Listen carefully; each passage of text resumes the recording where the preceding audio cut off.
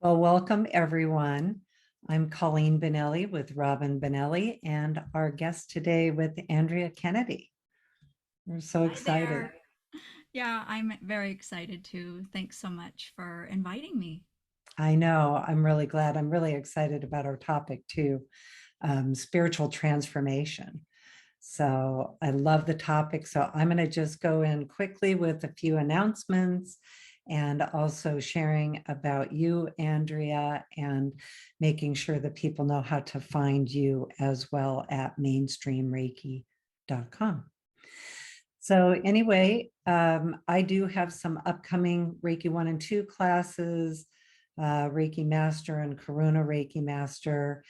And let's see, well, actually, this might get posted after that. So you can look for our classes on ReikiLifestyle.com. We do have some animal Reiki classes in November. And then for our social media, we are Reiki Lifestyle Official. Robyn is Robyn Benelli, Reiki Lifestyle, right? Yeah, Robyn Benelli Reiki or Robyn Benelli Reiki Lifestyle. Okay. And then we also have our YouTube channel and our podcast, and all of that is also Reiki Lifestyle. The other thing that I do like to always invite everyone and make sure you know about it is the distance Reiki share that we offer every Tuesday morning from 9:30 to 11 a.m. Pacific time. And it's a free distance Reiki share. And we've been doing this for a couple of years now, and a really neat community of people from all over the world, all around this country. And it's really nice. And I think the one thing I like to make sure I share is that it's always okay to arrive late when you can and leave early when you need to. And so we like to make it stress free, since it's, Reiki is for stress free. So anyway, and Andrea, I'm going to go ahead and introduce you, and then I'll let you share about what you have going on and how to find you. So, shortly after earning a Bachelor of Science degree in physics, hold on, I got to expand this. Andrea took her first Reiki class in 1995. She was skeptical about Reiki as a result of her mainstream upbringing, but her personal practice brought wonderful blessings into her life. This inspired her to bring Reiki to more people and create her professional Reiki practice called Mainstream Reiki. She offers live and online Reiki classes, creates for the Mainstream Reiki YouTube channel, which is phenomenal, by the way, Mainstream Reiki YouTube. And she co-hosts the Beyond the Reiki Gateway podcast, Beyond the Reiki Gateway podcast. She also offers mentoring sessions and is working on her first book. Her focus is to empower others in remembering who they really are, and believes peace and love manifests in our world when we cultivate peace and love within ourselves. So her website is mainstreamreiki.com, Mainstream Reiki for Instagram and Facebook and YouTube. And then her podcast is beyondthereikigateway.com. So welcome and thank you. So I'd like you to just even go ahead and share anything that you have upcoming that you want people to know about. Well, thanks so much, Colleen and Robyn, again. And yeah, I've got classes coming up. I teach the same style that you do, Holy Fire Reiki, and also the ICRT Animal Reiki as well. And so they can find all the class information and the dates and even online registration right there at my website, mainstreamreiki.com. So, I'll need to get with it too and add some more dates on there past January. That's about all I have right now, but I'll be working on that soon. And, I sound like a pretty busy person as I was listening to you go through all of that stuff. But, you know, it's just an exciting time in the community, in the spiritual world. And I'm just thrilled to, you know, be here with you today and talk about these subjects, because I think that there's such a great opportunity when we come together and we talk about these things. And um, somebody somewhere is going to find this and they'll be inspired maybe to do something. So the podcast Beyond the Reiki Gateway, that publishes every other Wednesday, and we just had ours come out. Our most recent was with Eileen McCusick, and the audience might know her. She developed biofield tuning and wrote a couple of books about it, and it was a fascinating discussion there. So I just meet fascinating people on the podcast. I think that's been one of the greatest blessings from it, and it was unexpected. But we've met some really interesting people doing really amazing things, and it's a joy, you know, to do that. And so we're having fun over there beyond the Reiki Gateway. So it's been a good it's been a good thing, you know, not even 2 years old yet. So it's going quite well, and we're really happy about that. So Well, and your YouTube channel too. oh That's yeah. amazing. Yeah, that was it seems like there's a theme of unexpectedness as I kind of reflect as we're talking about my whole Reiki journey, really. But yeah, I didn't expect to do a YouTube channel. I didn't even watch YouTube. And I came home from seeing Reiki clients at my office one day, and it was a long day. And I came home and I just wanted to relax. And my husband's like, you should start a Reiki channel, or you should start a YouTube channel. And I thought, wait, what? On top of everything else? And I thought, that's crazy. And like I said, I didn't watch YouTube, so I didn't know that Reiki was there. And I just started, I guess, I don't know, getting curious. I think a lot of us are curious. And I got curious and I decided, well, what is on YouTube about Reiki? And I went on and I started looking. And then after, it didn't take long, and I thought, I think I could put some stuff on here. You know, I think I have some things to say given what was out there already. And so I just started. And, you know, anybody who's thinking about starting something and they're overwhelmed, oh, just please do it. Yeah. Because I didn't know anything about what I was doing, the equipment, the technology, nothing. And I just started. And I think that's the hardest thing that we can ever do, is just start. And so that's what I did. I just made myself start and learned as I went. And I have to say, December of 2019, December 2019, I had 320 subscribers. And then now, well, that March, I think, March of 2020 or so, I think it really started to take off. And so I say we, I guess that's me in the community, you know, all the subscribers and the viewers, but we're almost at 60,000 subscribers right now. Wow. And, you know, it's pretty, it just amazes me. I, you know, but I just think it's the power of Reiki, and that I believe Reiki wants to be here. Reiki wants to help us. And people are looking, people are searching. And there is so much to love about Reiki, as you all know. And it's just been a really incredible experience, truly, to engage with people like that on that platform. And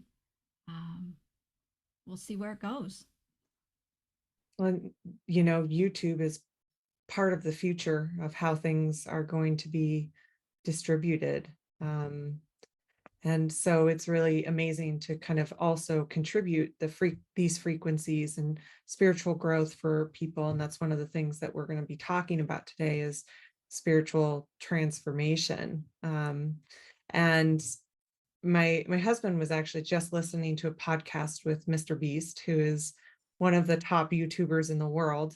And he was saying like one of his videos can get 150 to 200 million views.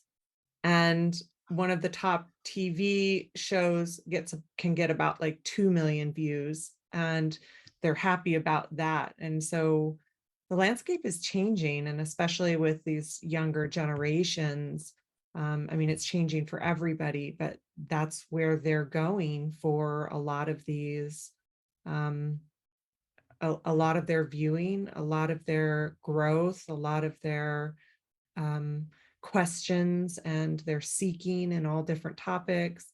And so it's really beautiful that you, and I know there's others as well, that are contributing the frequency of spiritual transformation within these technologies too. That's so true because, 20 years ago, or, Colleen mentioned my first Reiki class. I took Reiki 1, it was in 1995. I mean, I just was adrift out there. At least that's what it felt like to me. I I learned Reiki from my great aunt, and she didn't even live in the same state. But when she was visiting, that's when my Reiki 1 class happened. But then she went back home, states away, and I didn't know one person besides her that knew Reiki. There was no Reiki News magazine, no that I knew of at that point, and it was lonely. It was lonely, and now look where we are. It is hugely different, and we not only can have Reiki communities and spiritual communities in person, but now look online with your distance share that you do every week. It's amazing. And with our classes, the international students coming, it's mind blowing. I just feel this is such an exciting time to be living on earth, I guess is the only way to say it. I mean, it's just, and where we're going to go, it it's just fun. It is just fun to imagine and be open and see. Well, and the crazy part too is that we're still in the infancy. That's the part that's hard to even to like conceptualize, Yeah. that we're still in the infancy of it. Like the mainstream use of the internet is only about 20 years old, and like as a generation, for my generation, I'm a millennial, we grew up kind of before the mainstream use of it, but then maybe in our like, early teens, maybe around 10, I want to say, is when it started becoming like more popular. And then like social media came out when I was in college. And so it's crazy to think that, and then like the use of Zoom exploding over the last couple years, really connecting people through this video platform. Um, and I know there was Skype before that, but like this Zoom has been a game changer. And like we're still in the infancy. Like where's it going to be in 50, 100 years? Like it's just amazing.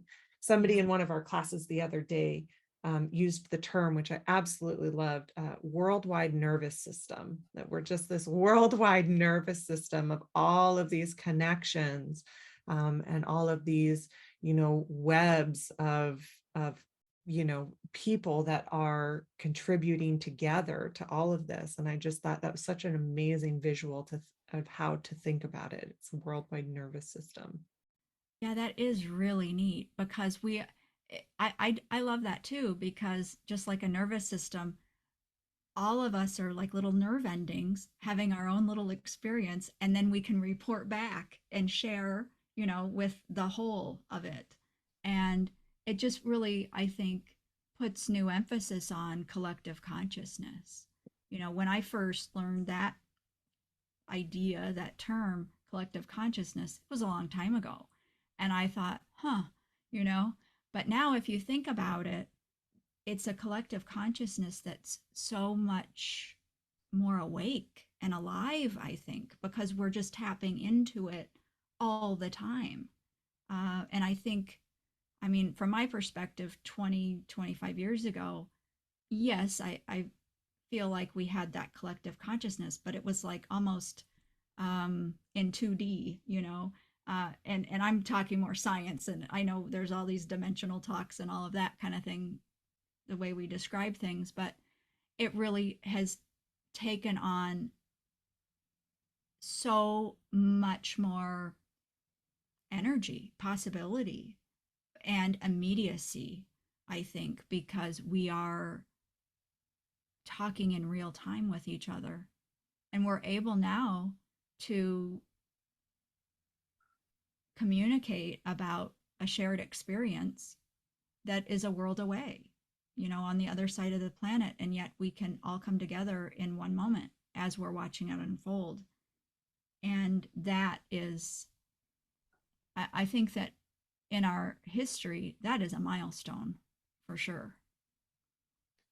Yeah, I believe that we are at the same level of advancement as when the Gutenberg press was invented, and communication has taken that next huge leap because we're in global communication now. And like you say, in real time. A couple of things that you guys both talked about is the difference between when we received Reiki so many years ago. I was 2000, but I started in my shamanic training in the 1990s as well. And at least there I did have a community of people, although we were small, and now it's a lot bigger, but the same thing where so few people were talking about the things that we talk about, etc. But I often think about how Reiki in 1980 had 22 Reiki masters that were known in the world. There were more still in Japan and other areas. And now look at how many, worldwide, and how this energy keeps helping us evolve with its potential, and how we can keep growing with it. And it shows us those ways to do that. And as you guys were talking about the advancement in technology, that was one of the things that I really heard early in 2020 when we started teaching Reiki online.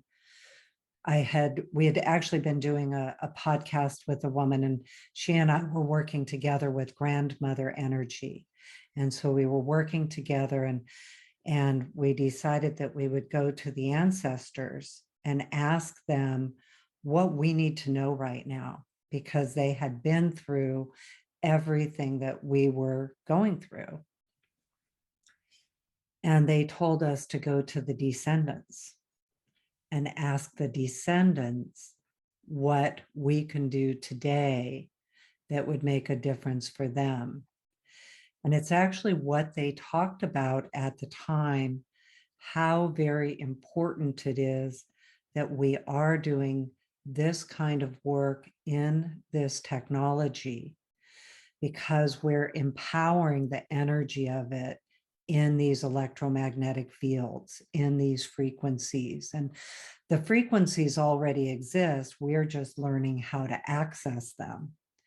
So as we collectively, and not just with Reiki, but with all different traditions, add these higher frequencies of consciousness, spiritual transformation, spiritual growth, and shifting into this next age that we are clearly in now, that it really makes a difference that we are doing this work in this way. And I want to change the word doing this work. We are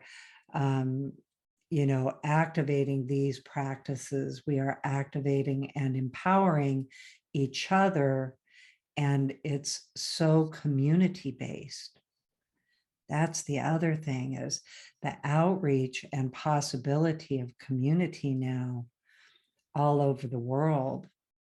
And so I do believe that it makes a difference that we are empowering this kind of frequency into these electromagnetic fields of technology, Many people talk about it as the spirits of technology, but it's also an earth energy. And I think that's that energy of animal Reiki that, I know you work with and we work with, and that earth energy that is a part of our daily life, and how we are innovating into these frequencies, and with these frequencies we're discovering them really almost like they're another element.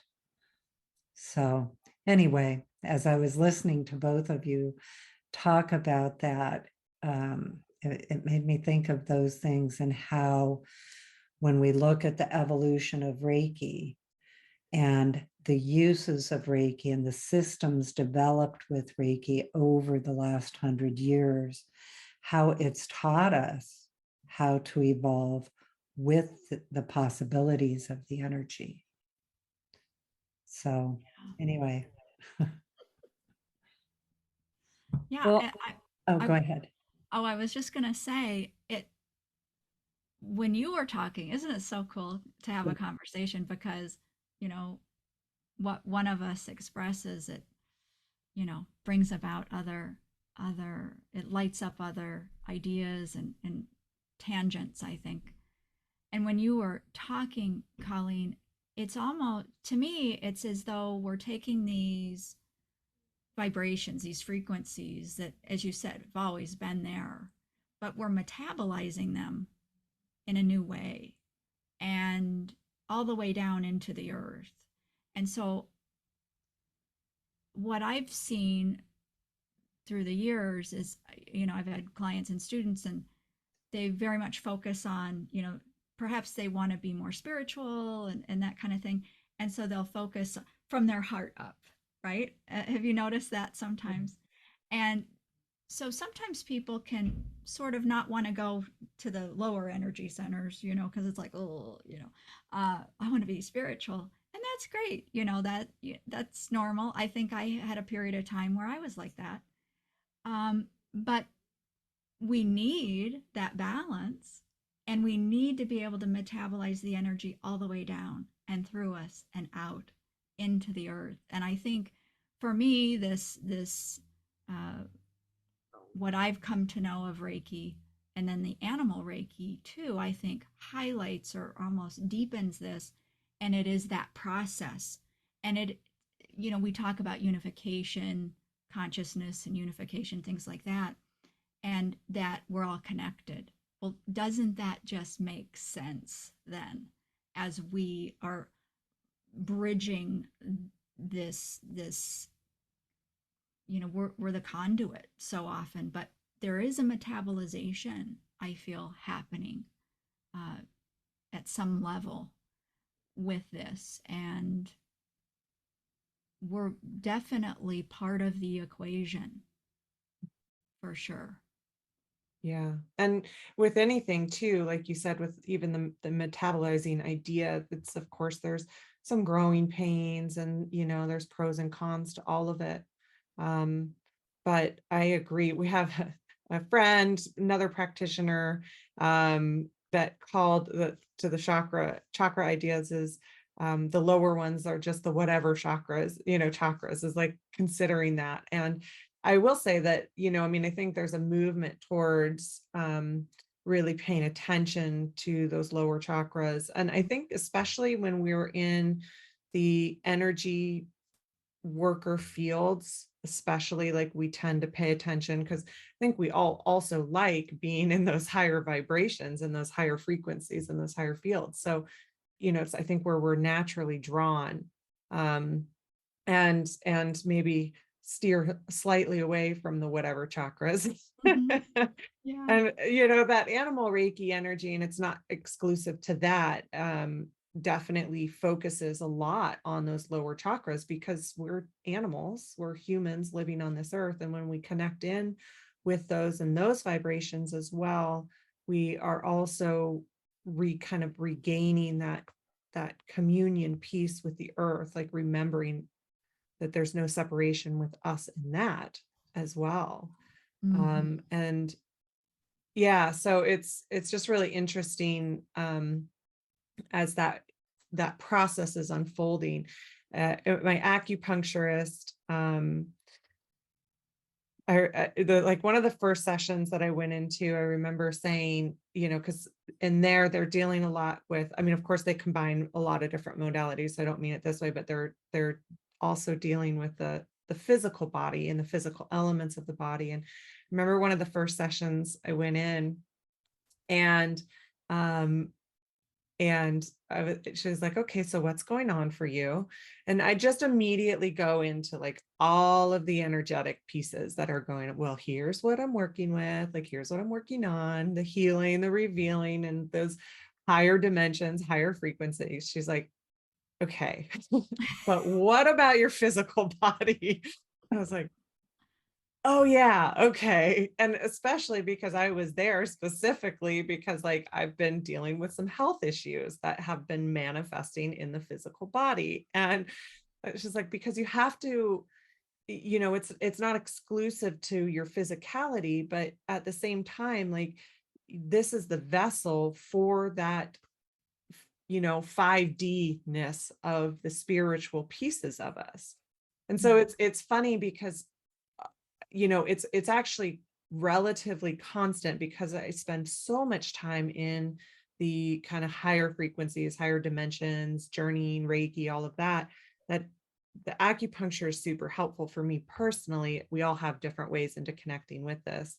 But because like I will have my heaven is like over exaggerated. The heaven element of me is over exaggerated, which is like the formless. And it's like, okay, we need to bring in the grounding, all of that, which it's also interesting because, I think we work so much with that, with the grounding, with the earth, all of that, but tending to kind of spend the time in the higher frequencies, also remembering that like the higher frequencies exist within, that is what the grounding is, that is that connection to the earth is also a part of those frequencies and those lower chakras and that root and that sacral, specifically in connecting into that piece of it. Yeah, I love that you brought in the physical body with that example. I just love that because even myself, and this has been very recently, I'm really blessed to not have health problems, knock on some wood. But it came to my attention recently in a very just clear way, just sort of like an awareness that I was treating my physical body like some people treat those whatever chakras, right? And I realized in that moment, I thought, oh my gosh, I'm doing the same thing because I will, yeah, I'll go on a walk later, oh, yeah, I'll cut the sugar tomorrow, or whatever. But just silly examples, but kind of placing my physical health on a back burner and saying, well, no, this is more important, addressing those higher realms, like you say. This is what I want to focus on. And so it's so funny that you bring that up, Robyn, because I made that connection just the other day about the lower chakras, and I think too it's common because don't we feel like been there, done that? We're just used to seeing ourselves in the mirror. We're used to having our physical body, so there's like nothing special about that anymore to us. So we want to go explore, those more unknown realms, and we find them more exciting, I think. But you make a great point. I mean, this is the vessel, and it's part of the equation, and balance is key. Well, and we're talking also with this about spiritual transformation. And I think you were talking earlier about collective consciousness and then individual consciousness. And I do think that there is the change in our human awareness that we even have a collective consciousness to begin with, and that we even have an individual consciousness that we are in. And in the spiritual transformation, what I've observed over the years is one of the changes in discovering our own spirituality is some of the kind of ingrained foundational beliefs that we have on a collective level. And one of those, to me, comes down to being separate, feeling separate from the divine, feeling separate from the earth, feeling separate from ourself. And that as we unify our consciousness, we become aware that in truth, our divine self, our divine spirit is here in our body. And our human spirit is what we came here to be. That our soul knew it was going to come and have human consciousness live within this as a being, a light being. And I do believe that some of the early training in that separation the belief in separation had to do with human shaming. And that being human is a bad thing. And actually, even there are a lot of beliefs that it's a punishment. And that if we do everything right, then someone else and somewhere else will be in that state that actually is our really authentic state here. It is our authentic human nature. And so I think there's a movement towards letting go of that belief in shaming, although it's so loud right now, actually, there's a lot of human shaming going on. But spiritually, when you talk about that spiritual transformation, and I would like you to talk about that, the spiritual transformation, I think that that's one of the main things happening right now, is realizing it's already here within us. And we are learning ways to find it, ways to access it, and discover it individually, which then contributes to the collective. And the collective freedom to go inward individually, discover that divine self, higher human spirit that we are in our daily life, and that we are meant to be here in human consciousness. I mean, it's where our soul is right now, in this lifetime and in this reality. But I think the value with Reiki, for me anyway, is that it's expanded my awareness of reality. And I know you were talking about that. Like, I remember that when I first received Reiki and I had no belief in its possibility, I just did it. And well, I did it because my horse guided me to do it. But that's a whole other story. But I remember at the time that it was so real, the energy was so palpable, that I remember thinking, oh my gosh, if this is true, somebody could just do this ritual thing with their hands over me, and now I have Reiki and the energy is actually real. So what else is true out there? So anyway, I know, you had a lot of things to share about spiritual transformation and that topic too. So I'd love to hear from you about that. Well, yeah, I can speak personally too, because when I came to Reiki, I wasn't looking for it. I just was a sciencey person, and I was working in the field of actually nuclear medicine, and my concentration in school was health physics, and that's radiation protection, dosing, shielding. And if you think about it, it's just energy, right? It's on the light spectrum, but it's just very different than Reiki. But I thought that's what I was going to do. And then my great aunt came to visit, and she had all these stories about this thing called Reiki, and I thought, what are you even talking about? To me, medicine was you go to the doctor, and I have a very distant memory when I was a small child, and I was with my mother, and we passed like a health food store. And back in those days, I don't know. I mean, now they're everywhere, right? But I don't know.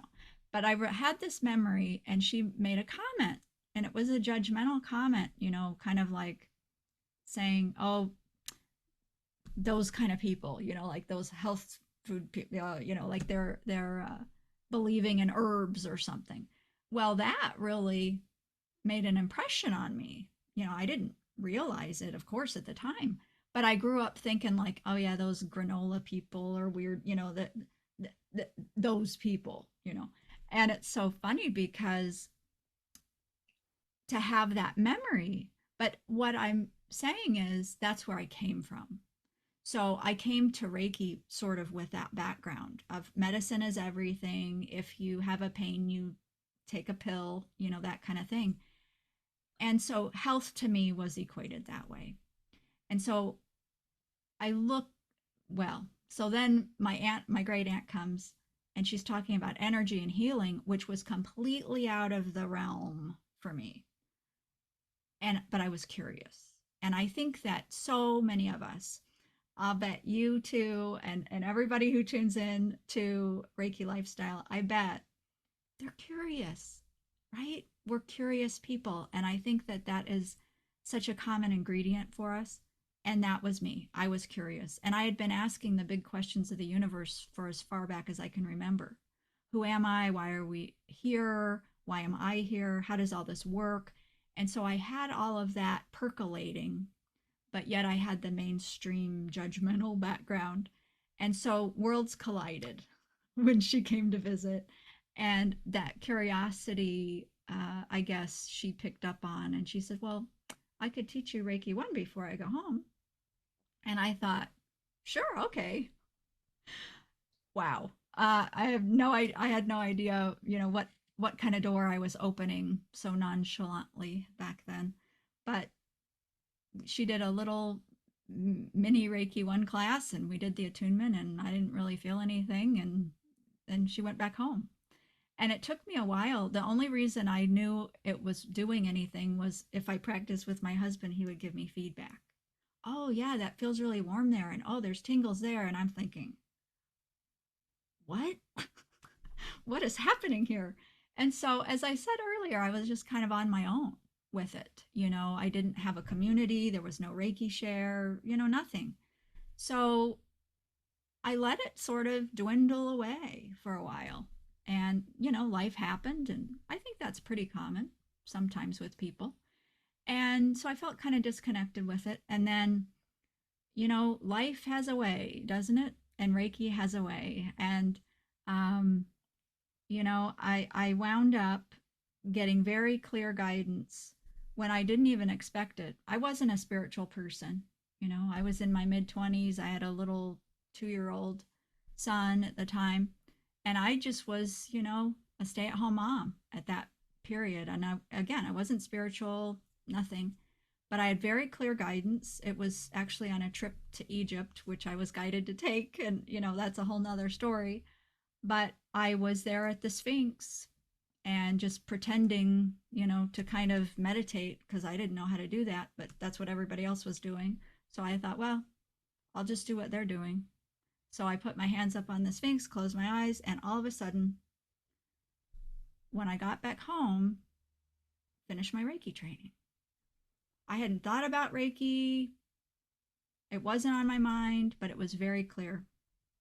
And I thought, yeah, that feels pretty good.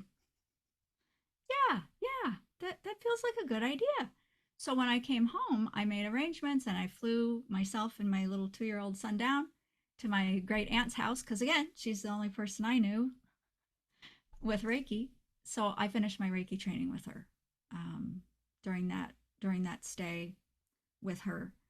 And what I'll say, that really reignited my interest in Reiki And because when I went back home to Pennsylvania, I didn't really have family there, I got really interested in distance Reiki, and I would practice distance Reiki.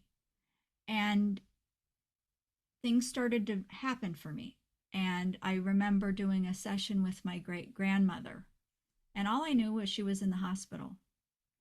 And during that Reiki session, I had information come to me and visuals of her body and what was going on. And I was confused, but I was really excited because I felt like this is true, which surprised me because I thought, shouldn't I be thinking doubting thoughts about this? But I had such a certainty. So I called my grandmother and everything was true. And then I thought, okay, what's going on with this Reiki thing? I didn't think that was possible with Reiki, at least not how I learned it. And so what that did was it opened me up to saying, okay, so, sort of what you said too, Colleen, like if I can do this Reiki thing, this unexpected thing happened. What else is out there, you know? And here I was, this mainstream person that had the opportunity to learn and do Reiki. There was no hoop that I had to jump through. Like I didn't have to prove my whatever in order to take the class or learn Reiki or be attuned to Reiki. I could just do it, which would mean everybody could do it, which I found really yummy, for lack of a better word, because I thought if I can do it, anybody can do it. And then things started opening up for me because then I started exploring, well, what else is out there then? If I can learn Reiki and help people with Reiki, what else is possible?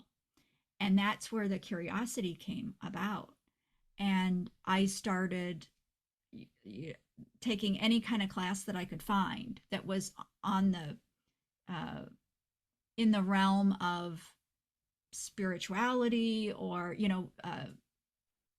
I don't know, seeing auras, or any sort of event. I remember I went to a talk. There was an author and she was talking about children's past lives. So anything that I could find, I was exploring and doing and looking. And something that you had said, Colleen, made me think of this. Reiki for me has been a pathway to remember more of who I am. And I didn't say remember all of who I am because I'm still working at it. I'm still walking that path, but it's brought me home to who I am. And I think that, I'd love to hear your thoughts on that, but I think that it has a way of doing that for everyone who walks the path with Reiki. It starts allowing us to have wiggle room in what we have believed ourselves to be, how we've defined ourselves. We start to get a little room in that. Many years ago, I thought I had my understanding, I should say, many years ago, was sort of like we're this bright light, and then when we're little, we're this bright light, and then a quilt gets put on us, and another quilt, and another quilt, and another quilt, and pretty soon we're just a pile of quilts, and there's no light coming through. And for me, Reiki has allowed me to remove the quilts, so that I can perceive more of the light of who I am. And as I've done that, it's allowed me to see that in the other people. And that, I think, is, I want to say, probably, at least sitting here in this moment with you, one of the greatest blessings that I never knew that I could be aware of. And that's seeing the light in other people. Because to me, that's how we change everything on the planet.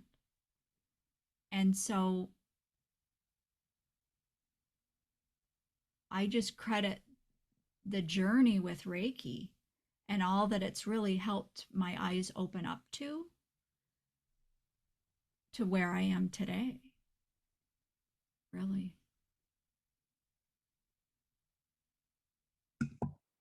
Yeah, I would have to agree with that. For me too, I've often described those quilts as layers Mm-hmm. that hide us from our own view. And what Reiki actually does is reveals who we really are, and it just shines through those layers. And I like the way Reiki does the lifting of them, using your analogy of the quilts, because it takes each of those and heals it also. So they're not just cast out and thrown off somewhere else or dismissed. Each one of those, the reason it's there, going all the way back to its original cause, Reiki does the healing work and releases the burden of doing that healing from us. So it's no longer, I have to take this quilt out, look at it, fix it, wash it, do all the things that you would do. The energy will actually do that. And, I was just at the Wisdom of Reiki conference with William, and he was talking about ki, Rei and ki, and how in the Japanese language there are so many different kinds of ki. And that was a really, I've always thought of it, but something clicked a little bit differently. And he was talking about everything in the entire universe is made of ki, life force. So when I really think about what Reiki energy is, because the type of ki that it is that higher frequency, spiritually guided life force energy, that of course it's going to wake up our physical body, because our physical body is made of the earth ki, and then also our consciousness ki. And so the energy of Reiki is revealing the same higher level of frequency and consciousness that we are. And so it reveals that. And the other part that it really reveals is our sovereignty, that we are meant to be free of those quilts. We are meant to live in the fullness of our light. And that it's really one of the quilts is the belief that we're not meant to shine as brightly as we really are. Actually, a lot of those quilts are those beliefs. And I believe that Reiki, as it reveals who we truly are, that's what heals the quilts, because we can see that actually, no, those aren't me. That isn't me. And that culturally created self, it has many great benefits, that we have ways to live in the world and skills that we need. But there are also some of them that are not accurate to us, that same thing, there's a layer. Isn't it? Go ahead, Go ahead. Andrea. No, go ahead. No, go ahead, Robyn. Go ahead. Well, I just wanted to kind of comment on the piece that you were speaking of, about also kind of being in that oneness with everyone and thing around us, because I found myself, this wasn't too long ago, it was a pretty profound moment. I was actually in the grocery store, and I live in a kind of a rural area. And, right now I would say things are relatively divided in a lot of areas. I don't want to get into that whole thing, but I found myself in the grocery store, and I would say out here, it's easy enough to stereotype people in those categories by the way they're dressed. And so I found myself kind of in story, and if I'm honest, like a little bit of judgment, like around that piece of it. And this whole kind of light came down. So I was looking at this person and just like, but you are one with them, and releasing the judgment. And it was actually pretty profound. I had to kind of like, okay, you're in the grocery store. Don't act too weird. So you can get to your car and act as weird as you want. Not that I'm afraid of acting weird. We all know that, but but it was such a profound piece of like you're also not separated from this person. And so if you can just release your judgment, if you can let go of your judgment, you just by in your being are exuding more love. And isn't that what heals the separateness?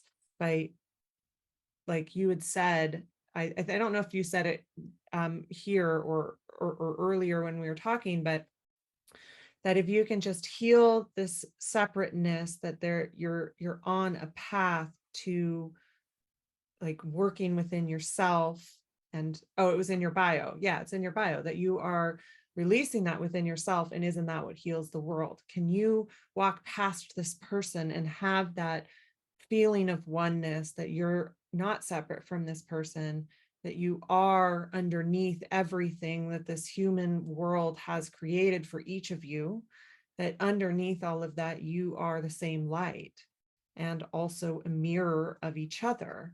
And if you can have these frequencies while walking through the grocery store and carry these frequencies, and not just in the grocery store, but carry these frequencies, isn't that what heals that the most? And kind of also relating to what you were saying, both of you were saying about it with Reiki and that spiritual transformation, that's, I think, been a part, that's been a huge piece of our path, the three of our paths, in that spiritual transformation. But what's really beautiful in seeing this part also through technology is that so many people are gravitating towards that in different ways. Like Reiki is the place that we have chosen that path, and it's what works for us. And I think all of us would say it works for a lot of people if they're able to find it. But we're also seeing this movement towards this kind of collective consciousness in so many different ways and so many different modalities, and all the different ways that people can find it, because people are looking for that spiritual transformation in their own ways, whether that's through, crystals, or, a lot of people are doing it through yoga and meditation, through even plant medicine. People are finding it through shamanism, so all of these different ways. I was telling this story recently about how I have a friend from college who's finding it through regenerative agriculture, and through, those kinds of ways, music, there's all these different ways that people are moving towards this collective consciousness. And as the collective is releasing some of those culturally created beliefs in ourselves, and especially passing that down through the generations, because I'm like a direct product of that process, that it's, the younger generations are finding more freedom and being able to do that in each their own way. And we were talking a little bit before the podcast started, before we started the recording, about, Colleen has given herself permission, and Andrea, I think you mentioned this too, of being in movement and still having that spiritual connection, that download where some other people find that through stillness, and how people are finding this through yoga and movement and the physical body. And, thinking about that piece in connection kind of too to our earlier conversation about this physical piece of ourselves, is that we, it can be the opposite for some people. They start it through those lower chakras and that healing. And I think that probably all of us too have found, like, we've done a lot of work on our own healing and removing those quilts. And that's forever ongoing, right? That never ends, which is such a beautiful piece of it. But that some maybe have the opposite experience, that while they're in their kind of physical parts of themselves, they are exploring and healing some of those pieces of the, those upper chakras. And so just all of us each finding it in our own way, and watching even the generation coming after me and how much they gravitate even towards crystals, towards astrology, towards, meditation. Mindfulness is such a huge movement right now. Breath work, yoga, there's all of these different ways that they are, really exploring this. And Reiki is a really, really beautiful way. And the cool thing about it is that it mixes in with everything, right? We can use it to support all of our practices. And it does provide such huge transformation, spiritual transformation, because part of what its frequencies are revealing that wellness within us. And that comes down to, our physical wellness, our spiritual wellness, and our mental wellness too. It does. And it makes me so excited to think of the future generations, because I think, I look back at my upbringing and what I know of my family before me and all of that. And, it's the quilts, and a lot. And I've spent, I've witnessed in my life that dismantling and healing and things like that. But you're so right with the younger generations. When we are mindful and aware of how that's perpetuated, and we're parents and grandparents, I just can't even imagine the impact that will have, and continue to just snowball as we progress, because that awareness allows us choice. And as parents and grandparents, then we make different choices because we have the awareness of how it's been, and we've grown and we've healed so much of our challenges. It grants us a new perspective. And I'm just so excited about the future. Yeah. So excited. I have a 5-year-old daughter, and a very consistent thought in my mind, although I don't think you can, not have things happen, but a consistent thought in my mind as a parent is, how do I, as much as possible, keep her in her light, keep her in that remembering, because she did come here remembering. And one night when she was, in that kind of falling asleep stage, and, children will just say things. And she said, before I came here, I was in school. And I'm contemplating, like, what does that mean? And still contemplating, like, is she first time human in this body? Does she, like, what is everybody in school before they come here? Like, all of this. I mean, it was absolutely just that remembering of who she was before she incarnated into this body. But as a parent, like, how can I keep her remembering her light as much as possible, and that she is like this wholeness and part of this oneness and in communion with the earth. And we're all going to make mistakes. There's going to be layers that are going to happen and all of that, but I think that that's also, it also really showing already, and with like this generation after me, Gen Z, you can see the product of this already starting to happen, and what they care about as a generation, and what they're doing as a generation. And then we're going to have the ones after that that are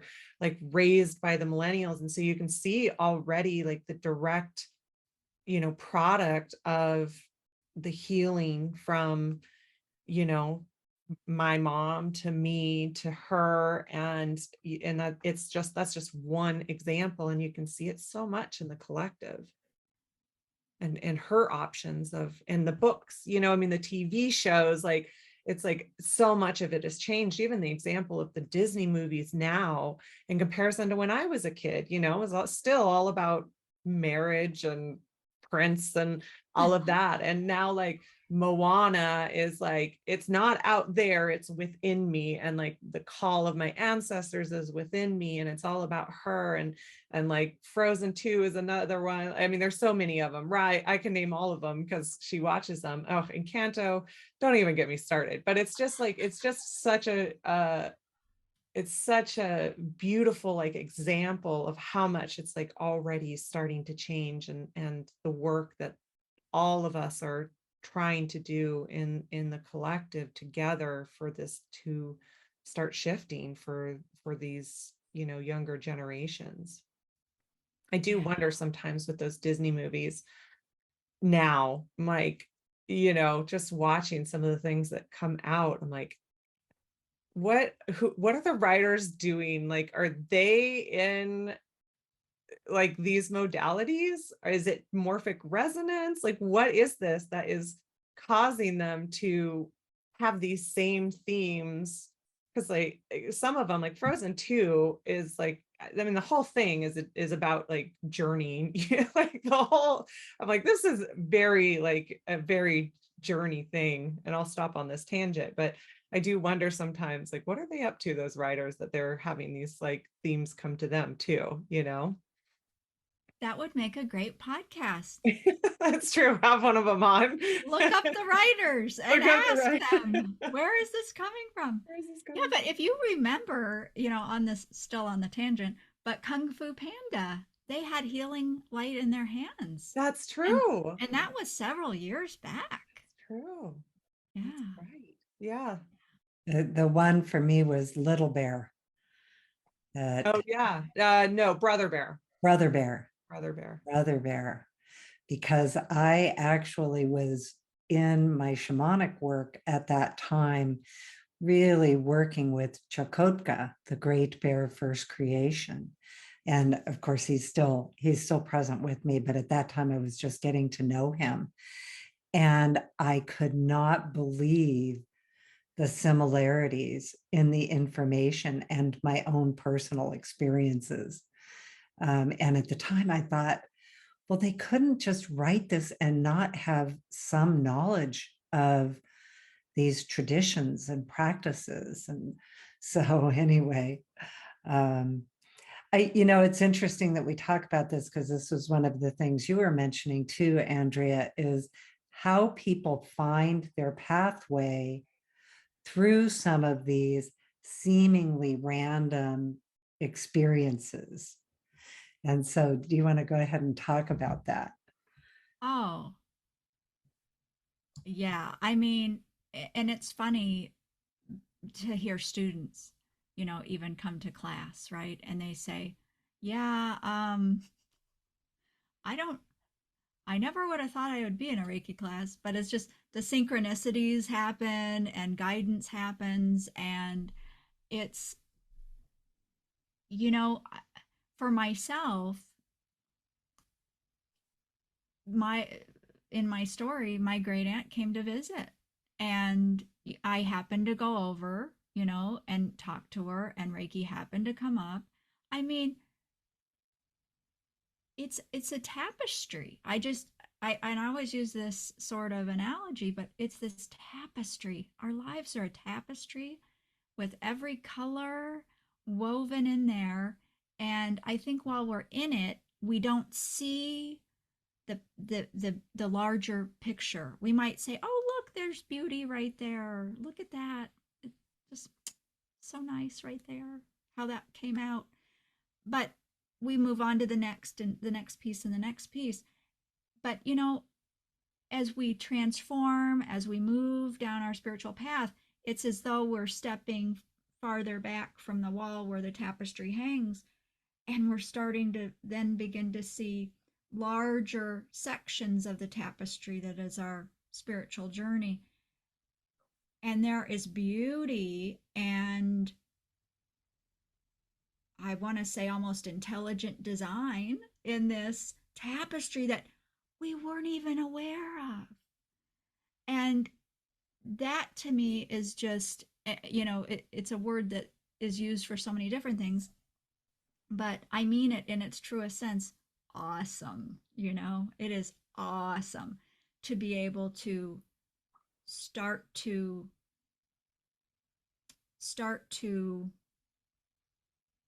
really appreciate how things come together for us. And, I don't know if this is related or not, but this is what's coming up to say. When I very first started teaching Reiki classes, my students would come and they would say, "Oh yeah, I decided to take this class so I could help my husband. I could help my child." But I'm telling you, over and over and over, it was they were going to go save the world. They were going to help this person and that person and this, and they weren't on the list. Their journey wasn't on the list. Isn't it wonderful how, the universe and Reiki knew all along what was really happening, but to their perspective, they were following guidance to help others. And I think that that's very true for the audience and us, who would be interested in this topic. And that's that we want to be helpful. We want to make a difference. We're compassionate people. And I think for many, that's why they would come to Reiki. But what is beautiful, I think, is this emergence of the idea, or I want to say acceptance of the idea, that helping myself is a good thing. Helping myself is worthwhile. Helping myself isn't selfish at all. And I think that we've come so far with that. And now students come and they say, "Oh, I want to, I'm learning Reiki to help myself with this or that." And isn't it a beautiful thing? Because they're coming home to themselves so much before they even know Reiki. They're tuning in before, where it took me, I went the long way around with that. And I feel, but we're talking also about how it shifts and changes over time and generations and things like that. And we're building steam here. We're building power with this spiritual movement. And the more of us who engage with these ideas and these concepts, that's just empowering it and building more and more and more steam. And I see it just exponentially. So I kind of forgot what the question was, Colleen, because I just went pew somewhere else. But so I don't know. But yeah. Where are we going? Yeah, I know. And then I was like, well, oh, and I was going to say this, but Yeah, lost track of that too. I know. But I just do think, one of the things that I say, kind of going along with what you were talking about, that I've discovered teaching Reiki, and I've taught shamanism all these years too, that like you thought at first, and what I thought at first, I thought I'm looking for God. I'm looking for what's out there. and for others, and the whole, that whole same picture. And what I really discovered, and in most people, what we're really looking for is ourself, that we can finally hear ourself. And what I like about Reiki so much in the kind of presentation of the energy, the way the energy is taught, the way we talk about it, the way we work with it. And I believe that Yusui Sensei set it up this way at the very beginning, is that it's all about finding our own inner truth and having an energy and practices that help us do that. And it's not about like, I'm the authority or you're the authority and I've created the rules and now, you follow these rules and here are the right way to believe. It's all about, ultimately, you were talking about all the giving. It's ultimately about receiving.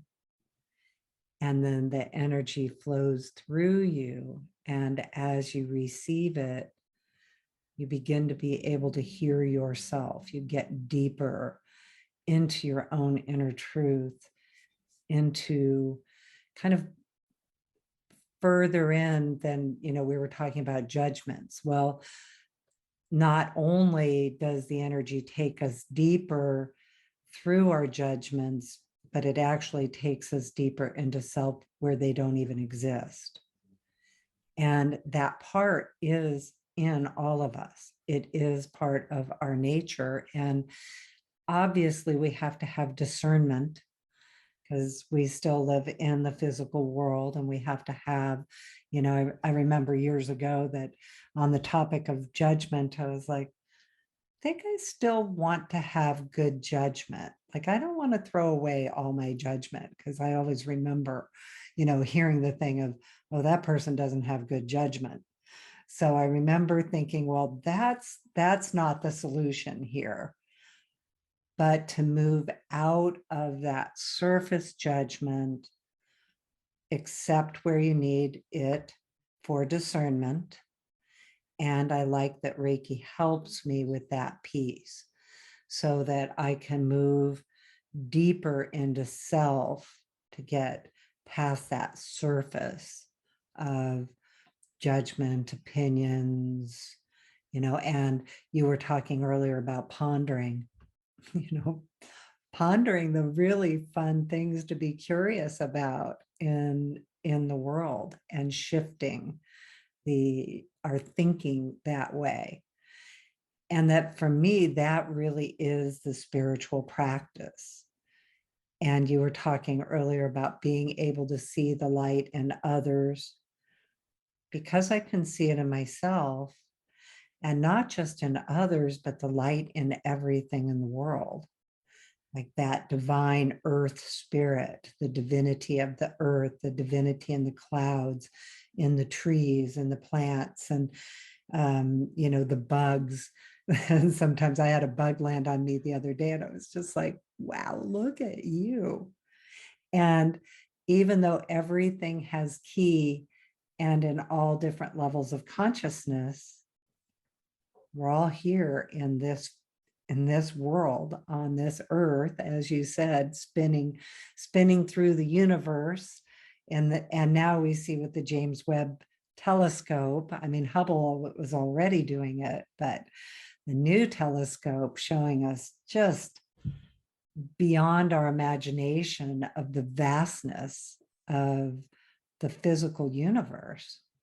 And we're just this little speck on a little speck, and a speck of a galaxy, and the speck of, going around the sun, and the sun's going around the Milky Way, and anyway, or the galaxy. Anyway.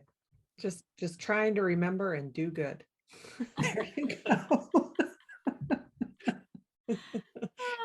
Yeah. Well, healing has become so much more acceptable. That's the other thing, is that,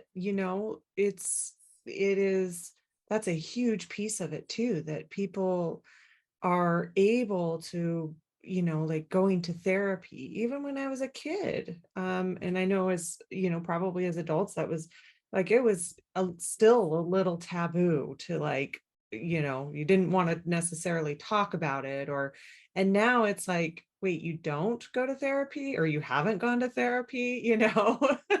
And so like that piece of it is acceptable, and finding your solutions in all of these different ways, and gravitating, Andrea, as you were saying, hearing people being called to take the classes because there's something within them that's calling them. And sometimes that's healing. Other times that can be, again, just remembering that light, remembering who they are, remembering that God spark and that God peace. So, it can come from the variety of different forms, or that connection to the divine, Colleen, that you were talking about. And other times it can be healing this life's trauma, generational trauma, past life trauma, that they may be called to find ways that helps them.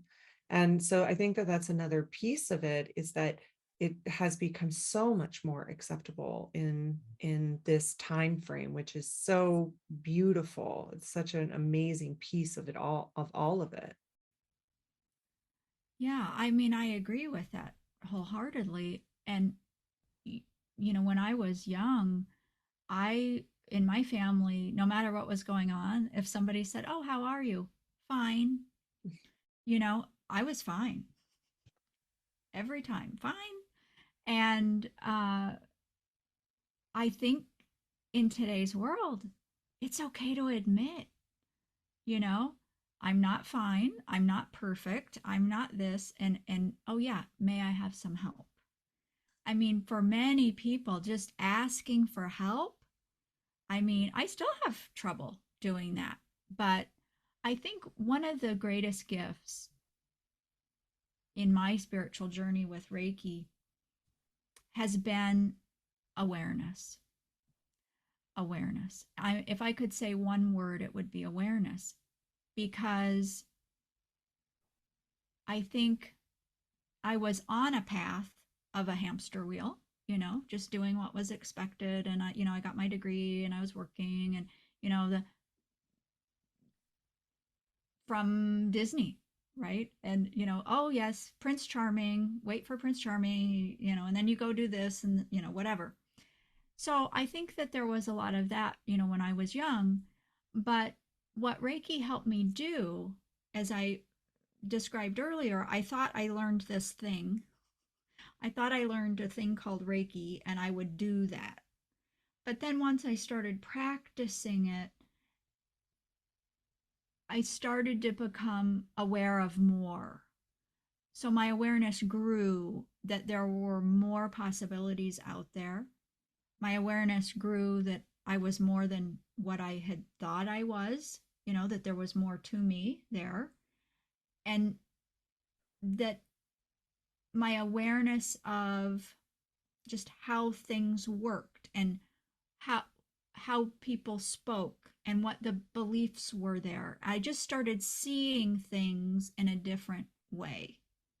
And I do trace that back to Reiki.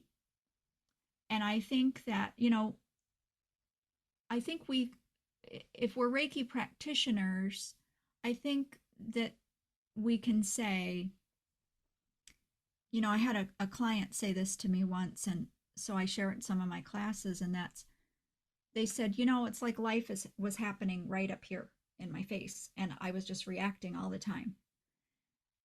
But then after I get Reiki, it's like life's happening over there, across the room. And even though life is still happening, I feel like I have time and distance and space to perceive what's happening. And then it allows me to respond instead of react. And right there, that's an awareness shift. It's an awareness shift, I think. At least that's how I would describe it. And I think that awareness is, for me, awareness is the root of this growth for me. Because when I'm aware, I'm not asleep. And when I'm aware, um, I can question, I can reflect, I can discern, you know. And so, yeah, it isn't about judgment. And the one thing I will say is I don't want anybody to think I go to the grocery store, Robyn, and I don't have judgments. Yeah, it's Because let me tell you, yeah, but you know what the difference is too for me is, probably, 30 years ago, I would go and have a judge people, and I'd be in that judgment. Today, I'll have a judgment and I go, huh, isn't that interesting? Wonder why you had that judgment. yes. Where's that coming from? So it's this whole big awake process now, that hopefully is helping me heal and helping me still progress down my path. But it's just normal, because we're perceiving, and we have we live in a society and a culture, and there's all that. We're living in a sea of all of that stuff. But again, the power of destruction is removed through our awareness, because we're not going to act in hurtful ways when we're aware. We're going to make informed, compassionate choices because we know the truth of it. And I think that in a nutshell, for me, that I think is just such a great gift, is the awareness. So what I'd also like to do is talk a little bit about the how to, because, we all work with Reiki and we have for years, and we talk about all these results. But let's also talk a little bit about the how to. And, there are so many people in the world that want to accelerate their spiritual growth. And so, like, what would you suggest as that, where's that starting point and what's the how to? Well, that's a great question. I could probably say a lot of stuff, but what comes to my mind is, honor that call. If somebody's feeling a call toward more spiritual things, listen to that, because that is coming from within. And to me, you can't get truer guidance than that deep-seated guidance that comes from within yourself. And so follow that. Now, for some people, they don't have, maybe their family and friends aren't on board, and they don't, maybe they even have judgment. So maybe it isn't even that they're neutral, but maybe they're negative towards them exploring their spirituality and healing. And what I would say, if somebody finds themselves in that unfortunate situation, is find like-minded people and build that community. So if it's like your distance Reiki share every week, go to that. Experience other energy, experience like-minded people, make connections, read books on topics that are interesting you, that call to you, study, take classes, do that. And because we're here, we have our family, our culture, and all of that. But at the end of the day, we lay down at night to go to sleep with ourself. And we need to honor our individual journeys as well. And to be in balance, to be healthy, and to progress, we've got to tune in to ourselves. So like-minded people, books, education, all of that resonates with the person, I think, is very important. But the other thing that I would suggest, it's going to go along with my awareness idea, and that is tune into the self. Listen, number one, listen to how you talk to yourself, because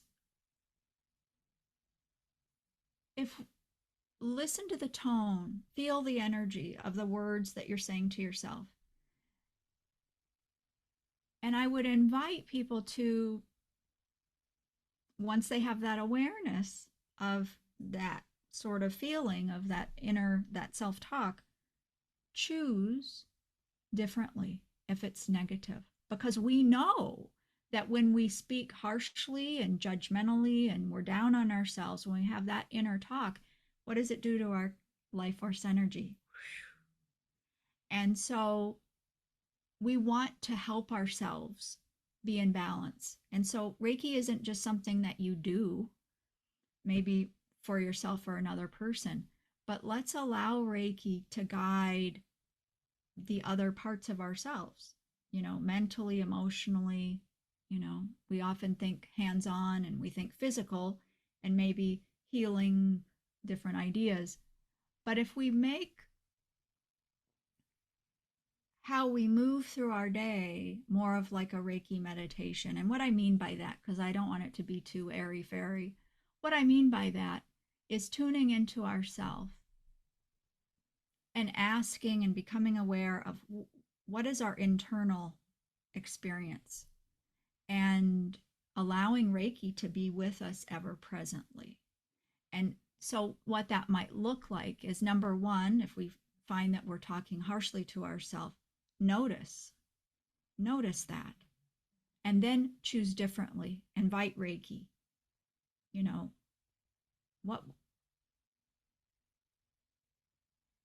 What would I say to someone else that I loved? And why would I not say that to myself instead? Would I say these words to anybody outside myself? Interesting questions, I think, for us to ponder. But then the other thing is, we'll often have thoughts about maybe memories. We might remember things in our life that perhaps we went through, or maybe we perpetrated, with other people. But we might have negative things come up. And I would invite people to be aware of aversion. And that's when we've all done it. I know, I still do at times. And we want to fast forward through that thought, fast forward through that emotion. Okay, what am I going to focus on now? Because we don't want to spend any time there. Notice that, because that is a healing opportunity. So if you find yourself, if you can catch yourself in that sort of dynamic where you want to move on quickly to the next thing because you're in a state of uncomfortableness, invite Reiki right there, and don't allow yourself to move on. Ask the question, what is this about? And pull the thread by questioning, and reveal to yourself what that entanglement is, that energetic entanglement that you wanted to bypass, and invite Reiki into that. Because as we do that more and more, what happens is we heal those things that come into, how often have we had a memory come up in a lifetime? Yeah, oh yeah, that time when I, maybe I was bullied. But how often does that come up in your life? I think we could all think of at least one thing that we've had this recurring memory come up. Enough. Let's notice that. Let's investigate that. And let's invite Reiki there, shining a light into those dark places that we want to skip through and get onto the next happy feeling. And again, it all really boils down to that awareness and a willingness to be awake, as we go through our day. And just knowing our motivations. Why am I doing this? Why did I say that? So it isn't easy at times, but we have Reiki as a companion to help us. And we can count on that.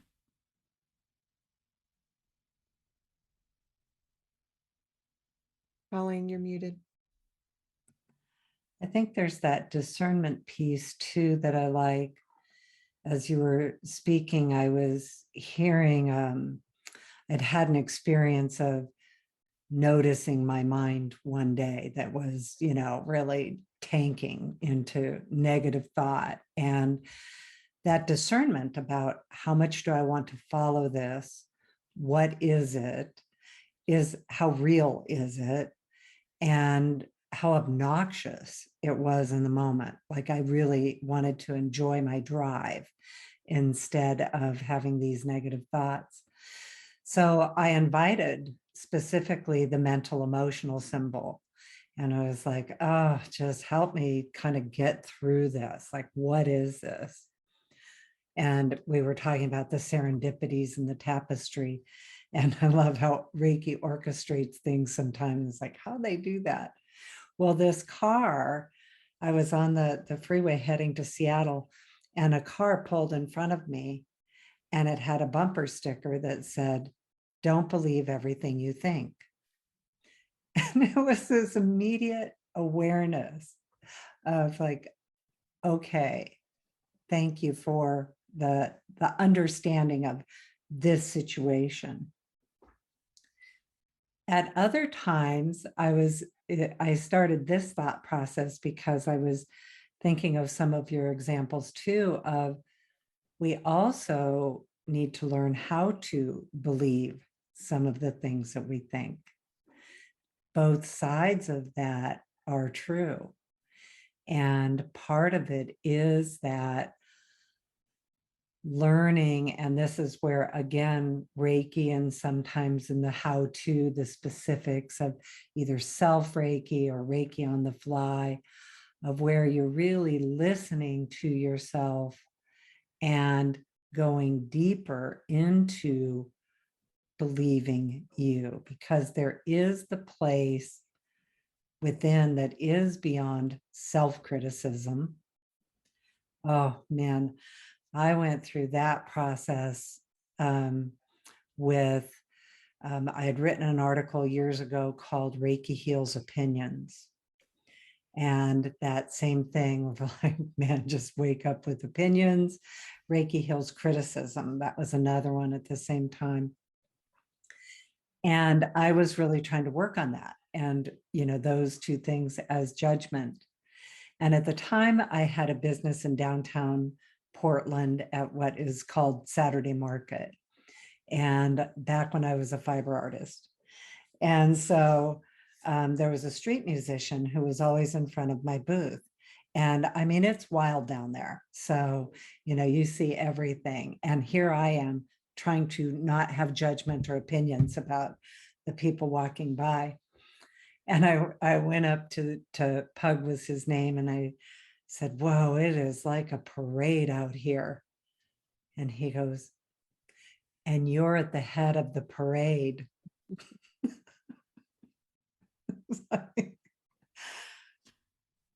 Oh, awareness. Awareness. But so that was a funny one on that subject. But I do think that discernment that Reiki, as we activate these different symbols, and it takes us deeper from those surface opinions that, we're still human. I still have lower and higher consciousness. I thought that when I got all spiritual, I would always only be in the higher consciousness. And, I'm way past that. It's like, no, not yet. I'm not enlightened yet, for sure. So anyway, but I do think that discernment that the Reiki energy can help us with is this one to look at, let it go? Is this one to look at further? Is this one to go to look at deeper from another perspective within, and learning how to believe yourself? Because I think that's another piece of it, is often we've actually been trained not to believe ourselves, and going through that process of mind management, of sometimes when something catches our attention and we have that, a bit of obsession over it, is because we really do need to think about what our solutions are. And then other times, we can be ruminating and it's just stories in our head and need to be able to let it go. And Reiki energy will first help us notice, which is what you talked about, And then to actually observe it and either let it go or go deeper within or look at it more clearly. But also, it can take us to that awareness of solution, can move us beyond the frequencies of worry into the frequency of solution. What is my solution here? And how do I actually get to that solution? So I think it also generates questions. The other thing that you talked about that I think you were really saying too is follow your curiosity. You know, the things that you find yourself curious about. And one of the things I personally had to work on is that everything I was curious about did not have to have an outcome and did not have to fit into an agenda. I would have to say I was probably I'm naturally agenda. I have an agenda perspective, and I was also raised that way. So amplify both things. And so I've actually had to learn how to, follow my curiosity just for the sake of the curiosity. It does not have to have a result, doesn't have to have an agenda, and just let myself follow it because I'm curious and then observe the curiosity. Yeah. Yeah, we have that in common, Colleen, because I used to always be concerned about the end product. Well, what am I going to have to show for it? Yeah. At the end. Yeah. I used to do that a lot. And will, return on investment. Well, if I'm going to spend this much time and, what, will it be worth it in the end? That's just so no fun. No fun. I saw that with one of the sessions that I did, and I did this session on this man that, went into these incredibly high vibrations because of his energy.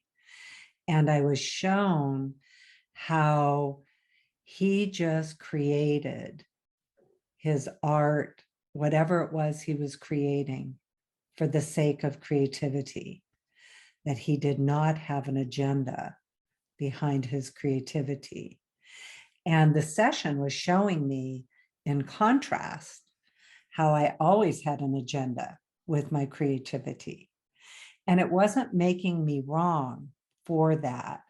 It was helping me to know that, oh, I don't know that I even knew to have that idea of perception of it didn't have to have an outcome.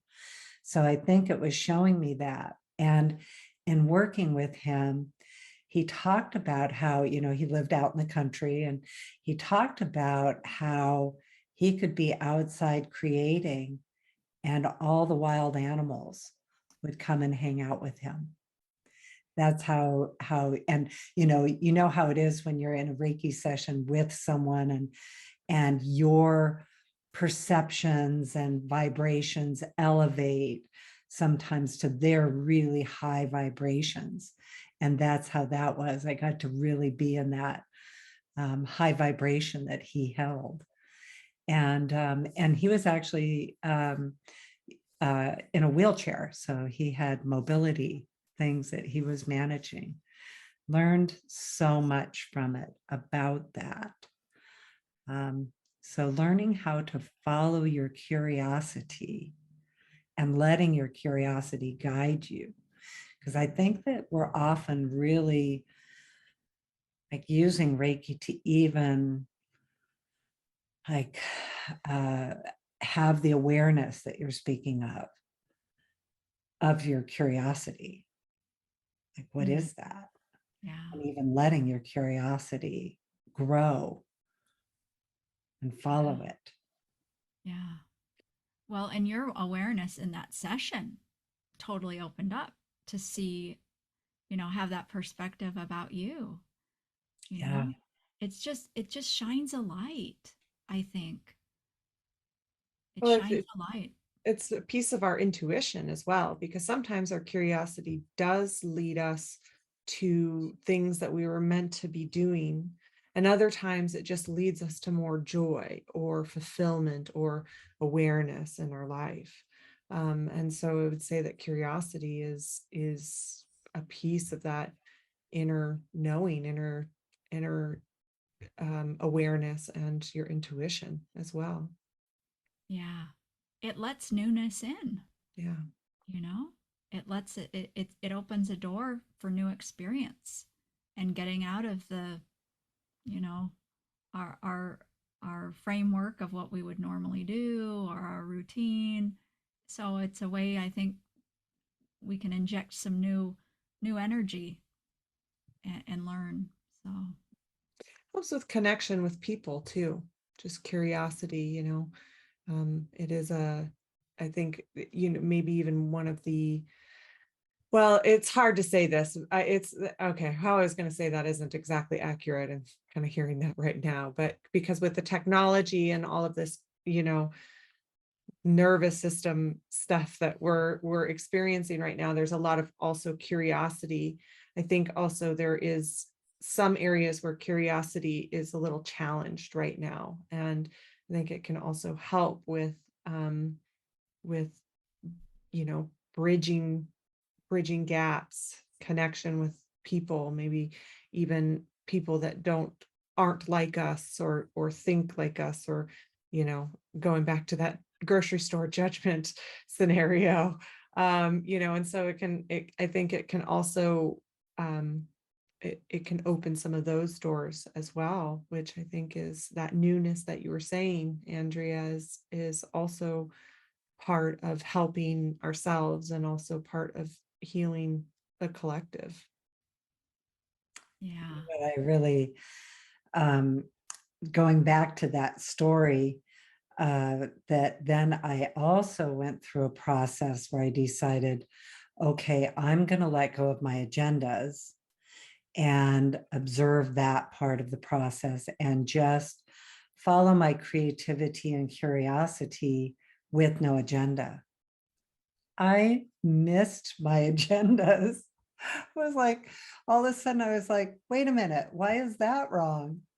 And watching, then observing how I had also decided, well, maybe that's a wrong way to be. And so Reiki helped me go through that now I can see either. Like, just something silly as yesterday I was on watching TikTok, and there was a macrame bat. And I thought, oh, I have to do that, and no agenda, just want to make the macrame bat. It'll be another one of stick arts. We have all these stick art that we do.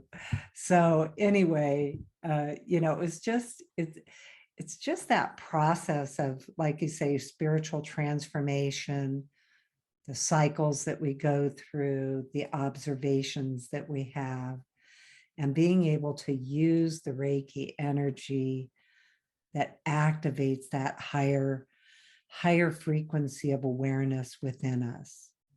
And it just enriches our experience so much. And there are plenty of times when I'm like, yeah, I'm checking out of being aware right now. I'm going to just like turning off the awareness. All right. I'm going to just like stare at this TV or stare at my phone or whatever it is, and just let myself kind of disconnect too. So that's part of it too. Definitely. Oh yeah. I'm over here nodding because oh yeah. I mean that's a lot of work, to ask those questions and go to those places and yeah. And you said such a one of my favorite words is cycle because everything cycles. That's just natural. Everything has a cycle. And we do too. And so that variability and just chilling out and not being responsible for anything about growing or whatever spirituality, just eating popcorn watching a movie, sitting on the couch and just that we have to have balance. And I think that's such a key all along the way, uh, all along. Yeah, I think that was one of the main things again when I first started really in this kind of, well, I would say I did spiritual exploration my whole life, first through religion and Catholicism, and then moving on to ending up in these practices. But it is a cycle, and we go through cycles where we are able to be intensely focused. We can do all of our spiritual practices, like do our spiritual practices for hours a day. And then we go through our cycles where we can't. We can go through cycles of resistance, cycles of, I was just talking yesterday about probably most of the summer, I was at kind of a cycle of at the capacity, my capacity to hold the energy and to expand further with it. And I've gone through that enough now to know that it's a cycle. And I really am in this moment. I'm kind of at capacity. I'm holding what I need to, but I just feel like I can't stretch more. Like you say, that growth, like, okay, I'm good right here. I'm going to just stay right here. And then waiting and letting and observing it, now I can feel that expansion coming back in.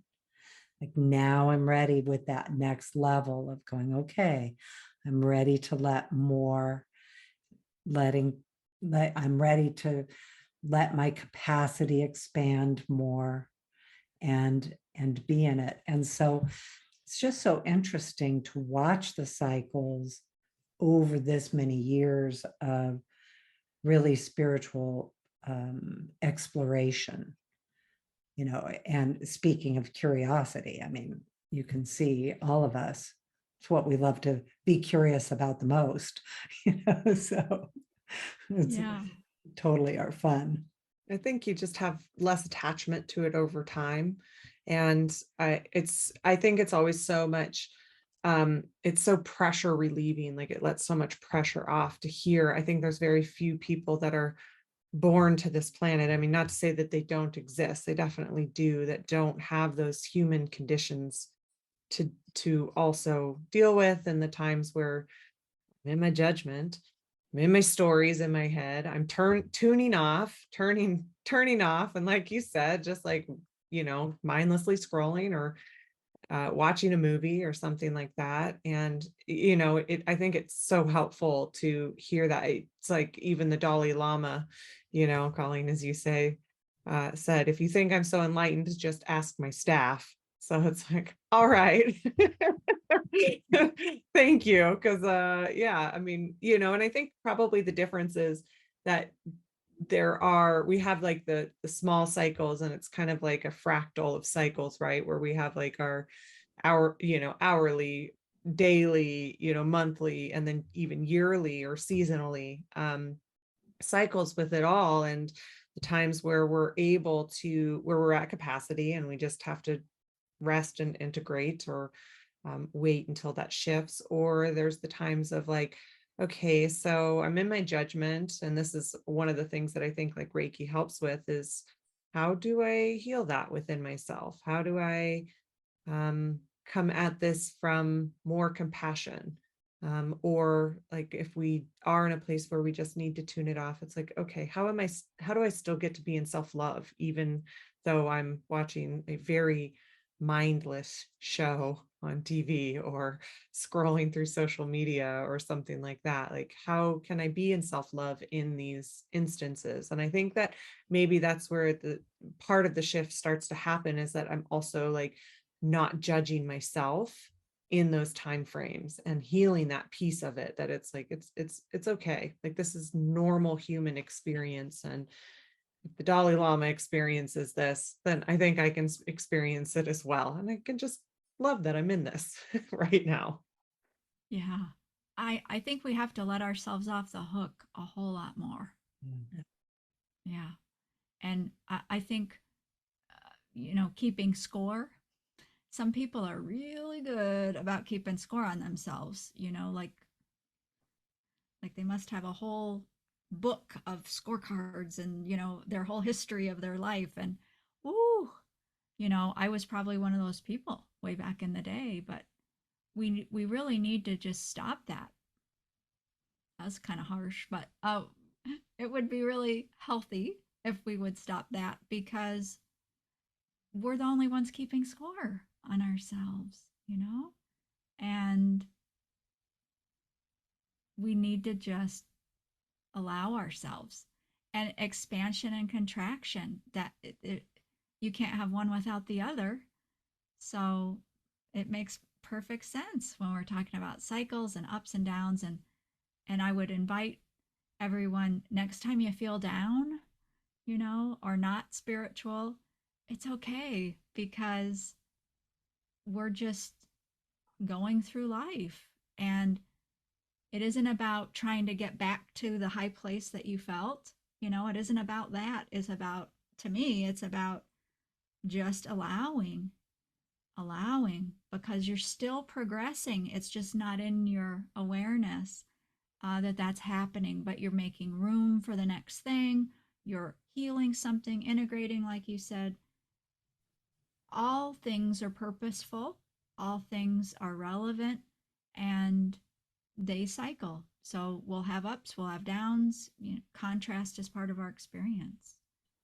We're in Libra season right now, so balance. You can't have light without dark, and you have yin and yang, where yin and yang, where you have some of the dark within the light and some of the light within the dark.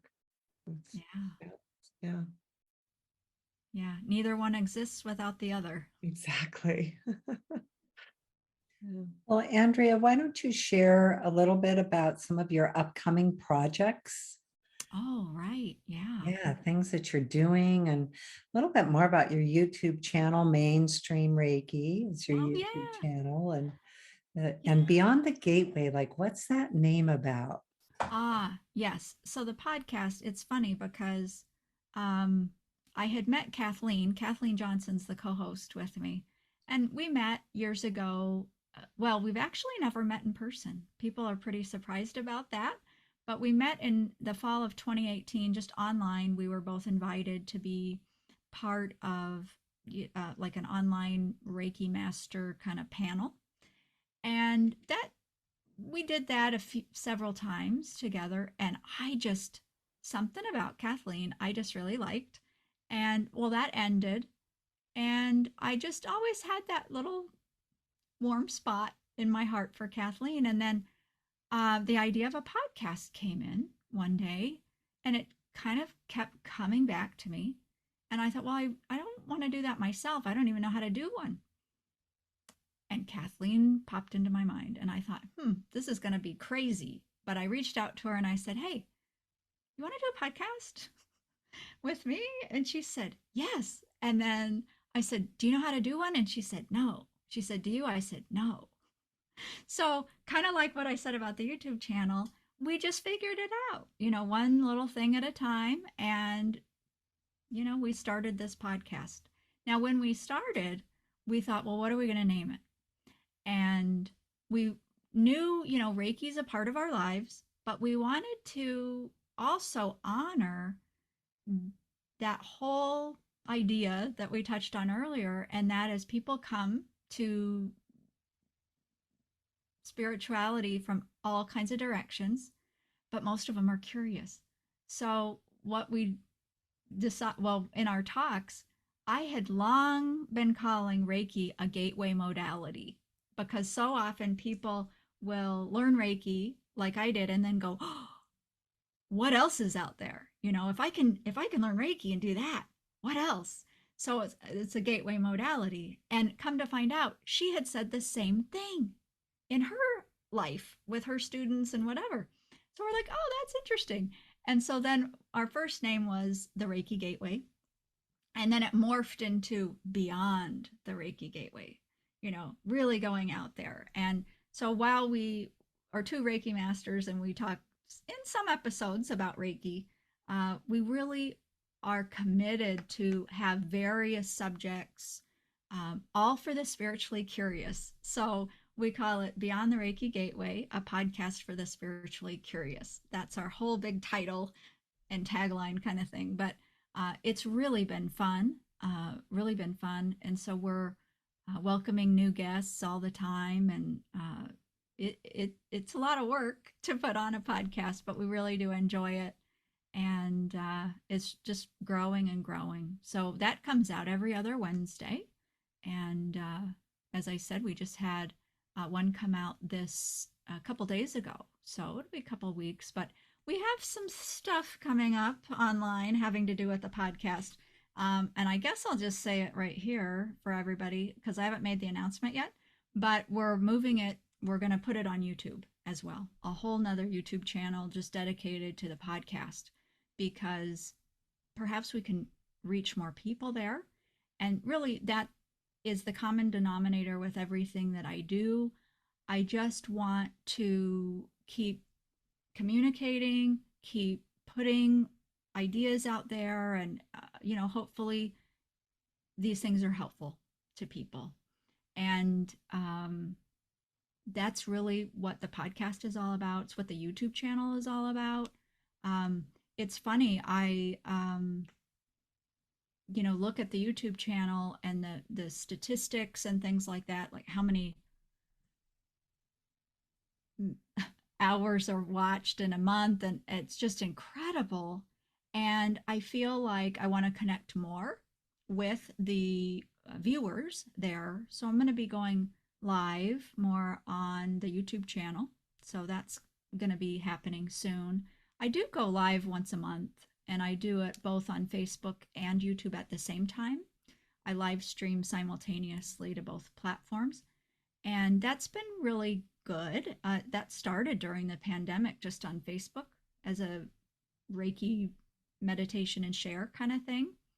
And then it just, I used to do it weekly, but that was kind of a lot for me. And so now it's monthly, and just talking about expanding and contracting. So, I started out weekly, then I went to monthly, and now here I go again. I'm going to live stream more often because I think that being in the moment is there's a real vibration and frequency of being live with people as opposed to recorded. And recordings are great, but that's why I teach live and online Reiki classes. I like to be in the moment with the students, ask the questions that they have in that moment, and interact like that.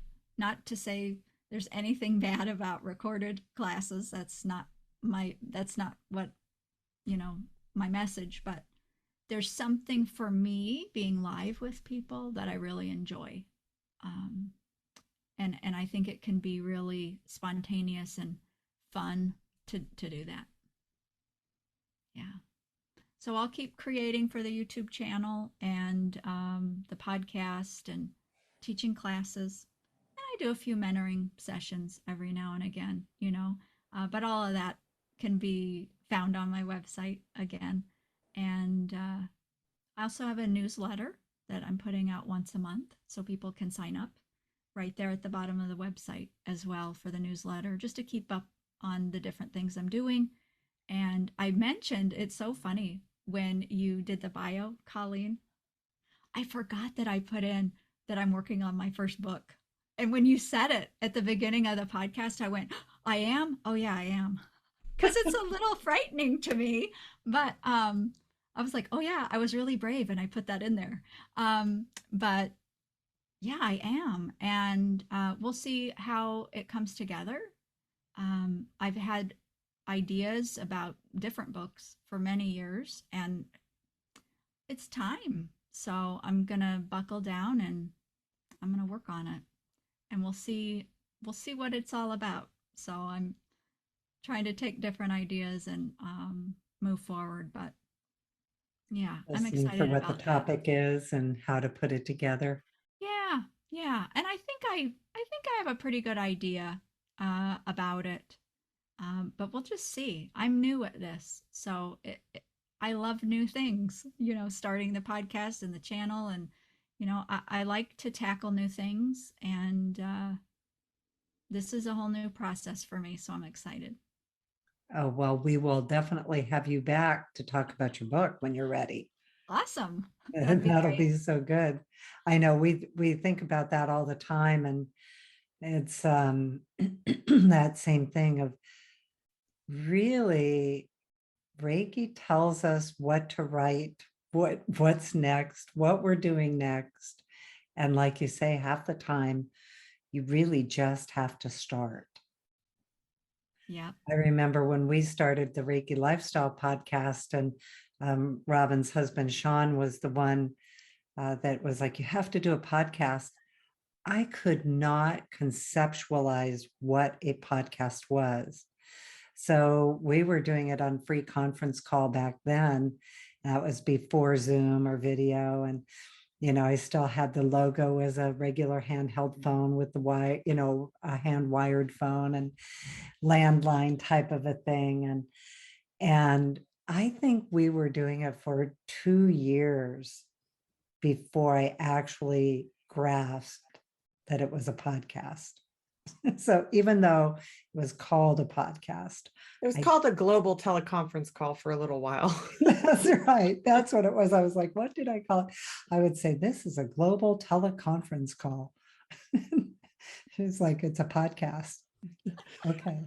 And podcast. I think the point is, and like of that and what you've said, Andrea, sometimes you just have to start.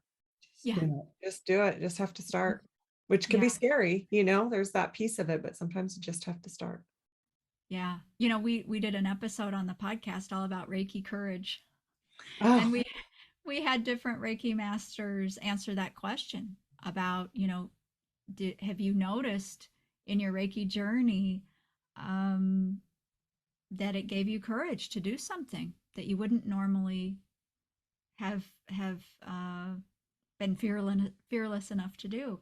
And we got some really great responses from people. And I think that it's very common, as I think I said this at the beginning. And, Reiki wants to be here. Reiki wants to help us. And so when we work with Reiki, oh, look out, because from my experience, the fear kind of falls away on this stuff so that we can share it with more people. And really, I think, put our fear aside, our personal fears.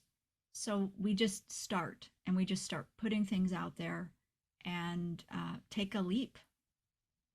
Yeah, it's really true. And if I find myself still in that fear, it's like, okay, how do I heal this? That curiosity, like what needs to be healed here? And so sometimes that's also the avenue of like how I end up taking the leap, healing that fear. Yeah. One of my early articles for Reiki News Magazine, Reiki and Nature Spirits. And in it, I wrote about how to talk to fairies. And I just remember, I always talk about courage. I was just in agony over putting that in print, and that it was going to be in a magazine, and that I had actually not only said it out loud, but it's now in print. And so I look back at it and I think, well, that was, an easy subject to talk about, except boy, at the time it wasn't. Well, what's so funny is that, speaking of, is one of our higher rated YouTube videos, at least in the last like year or so that we've been really, like putting more out, is all about fairies by you. So that's really funny. It all comes full circle. It does. And you can't predict, where things are going to go. And I think that that's sort of a message too, that, we need to just get out of our own way and just do it and stop worrying so much, because what's the worst thing that can happen? Truly, Right. Nobody watches it. And is that such a big deal? I No, mean, it's not. That's what I mean. Like, that's the I worst that know, can Yeah, I happen. know, that's the worst but that I can mean, it's happen. like, oh, how tragic, you Yeah, know? exactly. It's not a big deal at all. Yeah, yeah. But you know what? My philosophy is if I were to do a video and like nobody cared or whatever, maybe one person gets Not helped from it, true. you know? Yeah, And how is that not positive? it's Um, important. it is. Like And the so, most important thing. yeah, it is. I mean, I think that's why we do so much of what we do. And so I don't worry too much about it. And I think, you know, my guidance now on the channel is to really just create from inspiration. And so when it feels right to me, uh, I'll get an idea for a video and you can just feel it. You know, when you feel a resonance, or I should say that from my point of view, but I feel a resonance about that, an excitement about that. And so that's what I make the video about, you know, or see it in my mind and go, oh, yeah, that would be cool. And when I have the excitement, I allow that to lay the tracks, so to speak, about where I go. Yeah, Follow that. Yeah. I love that. Well, it has been just wonderful talking with you. And as we know, we can talk for lots of hours. Yeah. All these subjects, it's our favorite thing to talk about. Again, this is Andrea Kennedy, and you can find her at mainstreamreiki.com, and her social media and YouTube channel is all Mainstream Reiki. And then podcast is Beyond the Reiki Gateway. It So, is. Yeah. Thank you both so much, because just talking with you is just such a breath of fresh air. And like I said, like-minded people, right? So, you know, our sum is greater than our parts. And so, um, yeah, if we reach out and we connect with each other, we can just do phenomenal things. And I think technology's on our side with that and making it easier and easier. So thank you so much for inviting me and just talking. well, thank you. And we are Robyn and Colleen Benelli at ReikiLifestyle.com, social media, Reiki Lifestyle, podcast, and YouTube channel is also Reiki Lifestyle. So that's how everyone can find us too. All Well, right. thank you everyone for listening also. And Robyn, did you want to Nope, I was just gonna say thanks. just say thanks? Yep. All right. Well, lots of big blessings to everyone, and we will see you next time. Thank you.